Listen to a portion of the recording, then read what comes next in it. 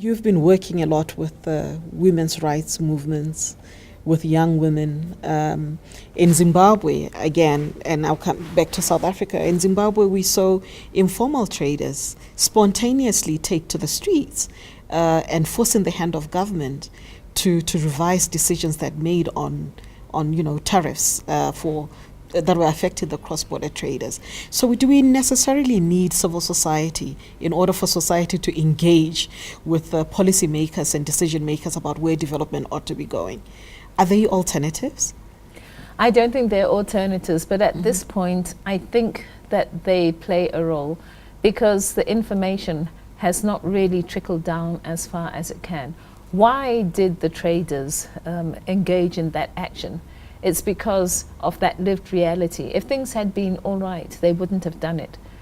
But they have also, they're urban, they have access to information, you see. And so the silent majority, many of them do not have access to that information. So I do feel that actually that could be seen as a victory for civil society. They've made people aware of their rights and people were able to go on from there.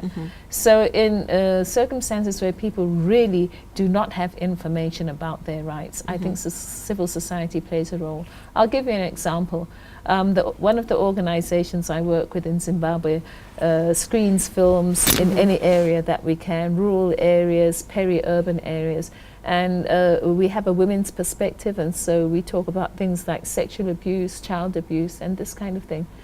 So they screened a film about child sexual abuse, and we always have a discussion after it. This was in a peri-urban area around Harare.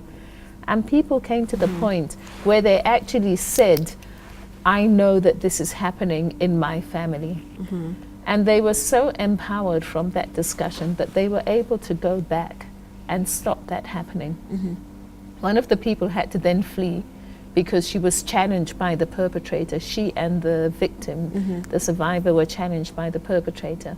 But this is how civil society can interact with the silent majority and empower them if they are doing that in good faith. So I do think that we still need civil society because we don't have enough information. People are not empowered. If we develop the communication systems that I'm talking about, then maybe we won't have such a huge need. But we always do, because there are always people who slip through the nets who need to be pointed.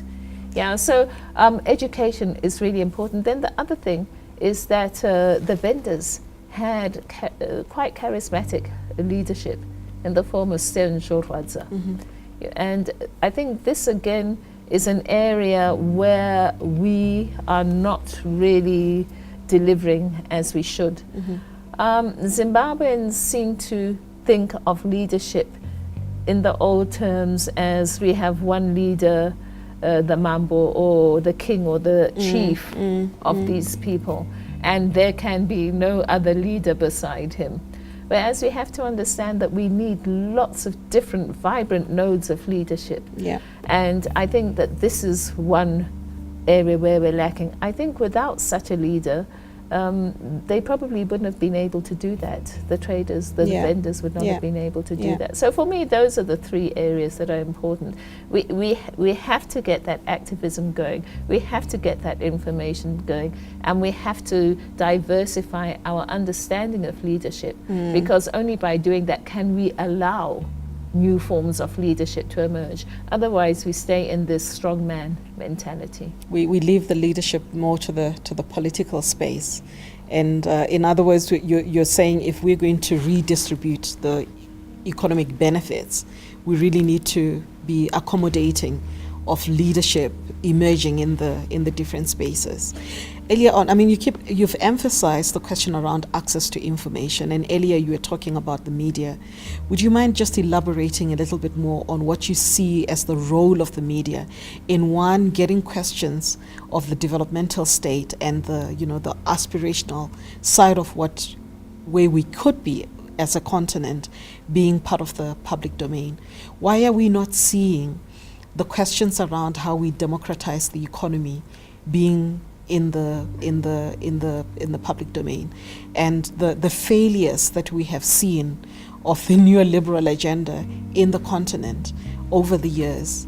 These are not conversations that are taking place in the media spaces. Why is that, and how can we fix that? That's a really big question. Why our media is not functioning as optimally as we need it to in order to drive us forward. And I think there are lots of reasons for that. First of all, there was not a lot of training in the past for people to become very proficient in the different professions and skills that are required for the media. The training that was provided to people in the colonial state was that kind of training that would simply help the colonial state to administer to its African population.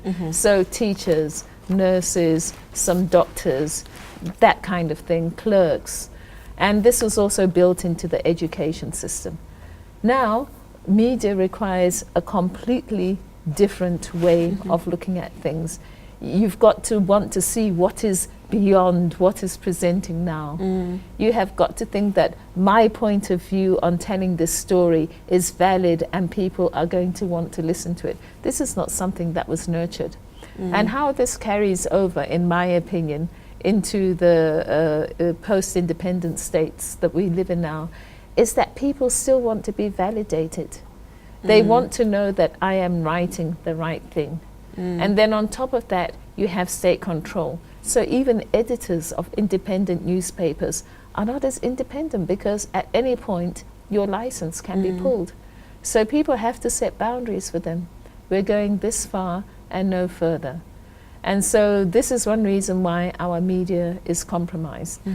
Now we are in a new era of the post-independent state, in the digital age. What do we see there? We see a focus on empowering young people. And this is really important. But I always say that young people, intergenerational dialogue is really important, because everything that has been experienced by people before the digital age should not now become irrelevant. And I also say, look to the north of this world. Do we see that becoming irrelevant? Look even to Asia. Do we see only youth being empowered to give their narrative? I think even now on the political scene, we have a presidential candidate who keeps claiming, as one of the reasons why he is electable, that he is young. That to me should not really be the main criterion. We should be looking at content as well. And I deserve a lot more than that. And I also think that the best content comes when you have wide experience, which means not just the experience of youth, but also the experience of other age groups. So I think that is also limiting how we can engage. We know that the youth are very influenced by pop culture. And going back to what I said about the kinds of education that we had in the beginning, not many of the youth, it's increasing, and I'm glad to see this, but when you look at pop culture, you're not necessarily able to analyze what is going into that pop culture and what's coming out of it, and how this is impacting on you. You know, you get a lot of likes on social media, and so that's what you want. And for me, the reason why we now have this whole debate with Kanye West's statement about slavery being a choice, for me, it's testimony to that. So we need to find a way that the whole array of our experience can be relayed to us ourselves, so that we understand who we are, why we have done the things we have done, where we need to change those things, and how we can do it. And I do believe that pop culture is great. It's energizing, you know, it keeps us going, it's great for the economy, but it doesn't often answer those questions. Absolutely. Like what ideas are informing the messaging in the pop culture, right? Absolutely. So we've spent a lot of time talking about how you bring ideas and how you bring voices of marginalized groups into the center. I'd like to take us back to actually talking about the substance of the matter here, which is really around how we reduce poverty and inequality in our region. In the 6 chapters that the 6 case studies that this book covers, be it from Botswana, that registered high levels of economic growth between the 1970s and 2005, and going all the way down to Malawi, that has been struggling with poverty levels over many years. The one thing that is common there is we're seeing a trend where growth has failed to deliver development, that growth has failed to deliver for those who are poor, and where growth has failed to reduce poverty.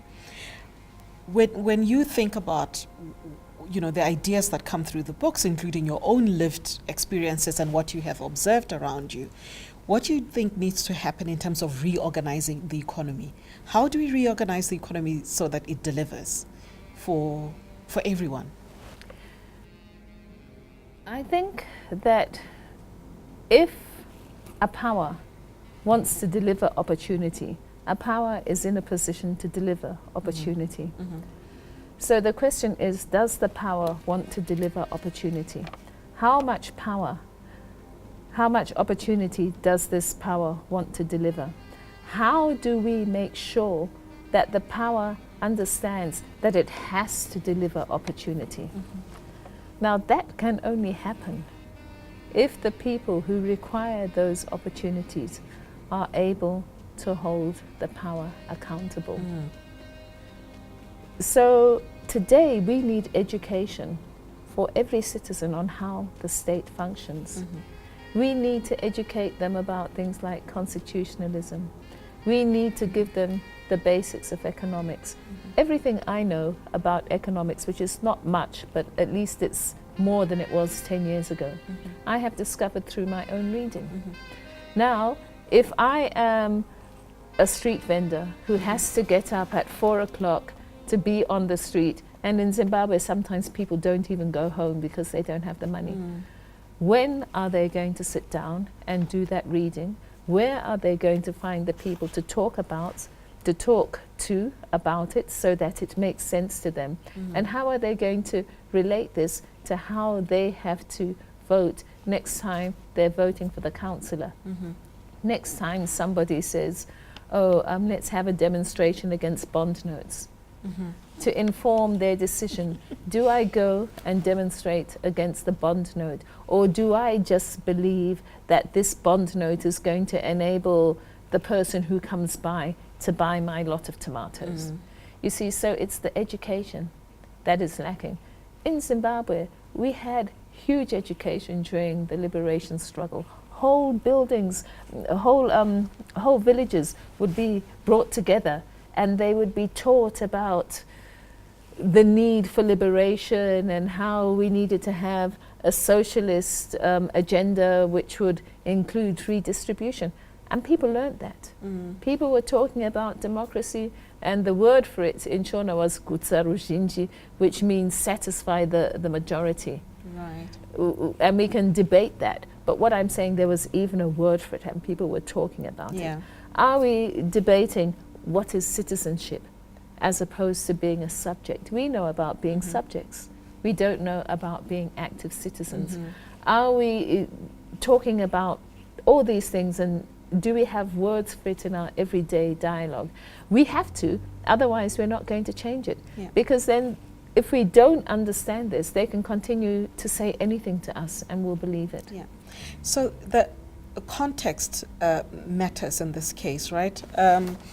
So what you're saying about the social mobilization, I'd like to call it that, and education, getting the messages out, getting people to understand their rights, getting people to understand the role of the state and what they can expect of the state in terms of delivering economic opportunities and development, which is good. And when you rightfully say, we look into our history of the liberation struggles, the current state understood that, and that is the kind of instrument they used to get the population behind them in this nation building agenda and in the agenda of taking over economic assets and state resources and taking over the political power and space.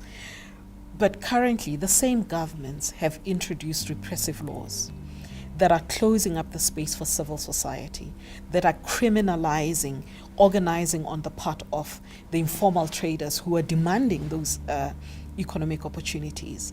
So how do we go about, rolling out this public organization in a context like that?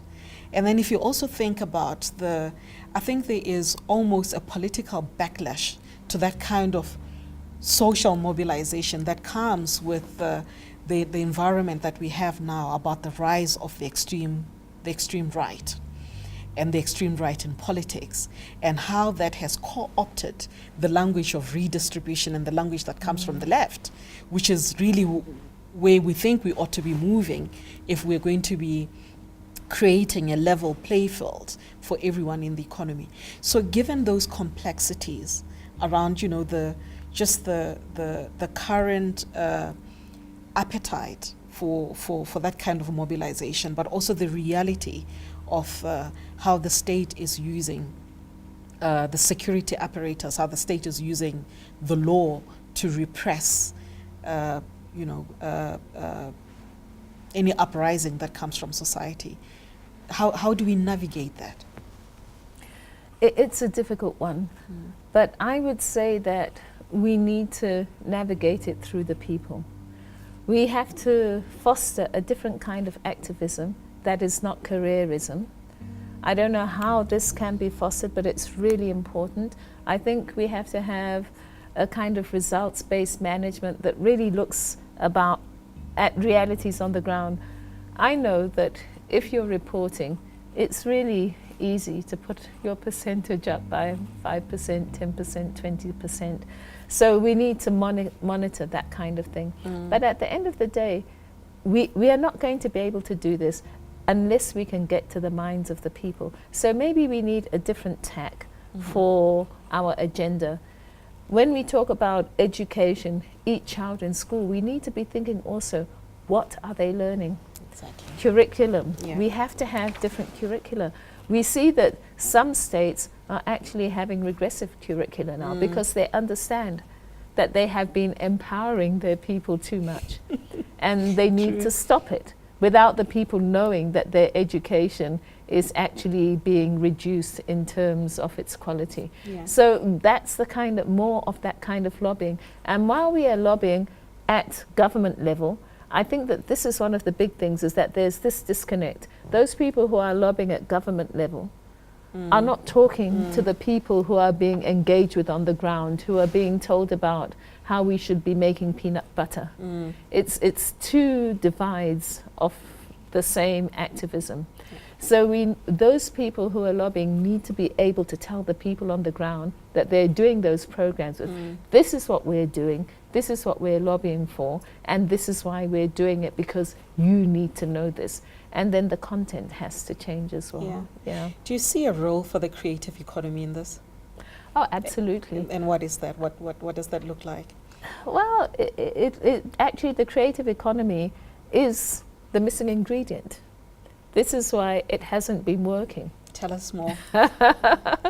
We have seen the creative economy being used for development work before, but it's been a very conservative approach, where we have the standard, here is the problem that you have, this is what you need to do to solve the problem, and when you've done that, the problem will be minimized.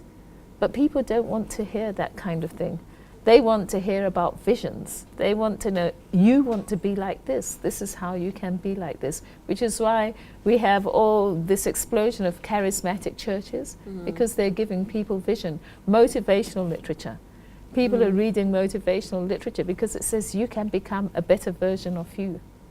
And so the creative economy has to engage with that aspirational desire that human beings have. And so there's a whole sector of the population in our countries that is looked at as being dropouts, basically, because we are not in the formal professions. I'm one of them. We are not in the formal professions. We are told that we cannot contribute to society. And when we do things, we're doing things simply for ourselves. A minister in Zimbabwe has recently said that the state does not support the arts because artists benefit does not benefit the nation. What is it about that category of dropouts that is making the state uncomfortable? What are you working on? That is, It's the ideas. It's the thinking outside the box. A person drops outside the box because they've been milling around inside it, and they've come to the edge, and they've seen that what's on the other side is probably more enticing than what's inside the box. So they go outside the box. And the objective of power, as we generally know it today, is not power to empower other people, but it's power, as Alice Kanengoni in this book so brilliantly tells us, it's power over other people. So this is what they're afraid of. They do not want people's minds to be opened to the power that they can have to actually demand accountability. And that is why they have to come down on people with such a heavy hand. Because you give a little space, somebody will see, oh, this is possible. Then somebody else will do a bit more. And before you know it, you have a movement.